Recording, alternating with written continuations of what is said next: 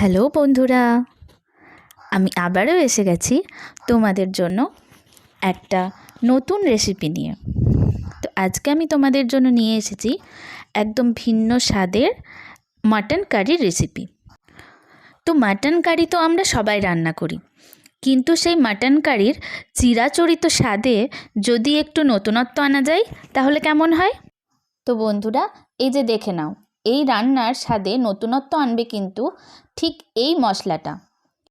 আমি এই সব মশলাগুলোকে একটু শুকনো খোলায় ফ্রাই করে নিয়ে রসুন, শুকনো লঙ্কার সাথে আর কিছু আদা দিয়ে একটা স্মুথ পেস্ট তৈরি করে নেব। আর এই যে মশলাটা তৈরি হবে, এই মশলাটাই কিন্তু আজকে আমাদের এই মাটন কারিটার স্বাদে আনবে অনেকটা নতুনত্ব, আর খেতেও কিন্তু হয় অসাধারণ। বন্ধুরা, তোমরাও নিশ্চয় অনেকেই আছো যারা একই রকম রান্না করতে করতে খুব বোর হয়ে যাও আর চাও স্বাদে একটু নতুনত্ব আনতে। তো তারা কিন্তু অবশ্যই আমার এই রেসিপিটা ট্রাই করতে পারো। তো এই যে দেখো, সেই মশলার স্মুথ পেস্ট আমি কিন্তু তৈরি করে নিয়েছি আর সেটা দিয়ে দিয়েছি।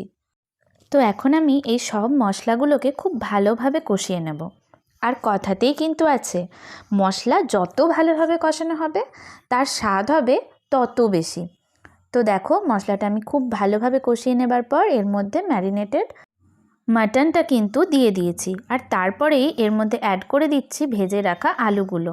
আর তারপর সবগুলোকে খুব ভালোভাবে মিশিয়ে লবণ দিয়ে তার মধ্যে আমি দিয়ে দেব পরিমাণ মতো গরম জল।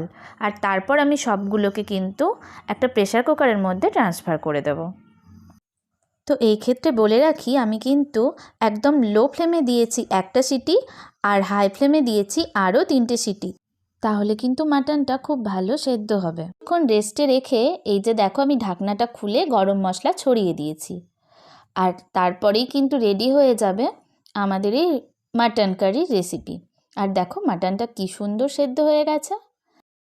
তো বন্ধুরা, আমার এই ভিডিওটা ভালো লাগলে তোমরা ভিডিওটাকে একটা লাইক করে দিও আর অনেক অনেক শেয়ার করো। আর আজকের মতো টাটা।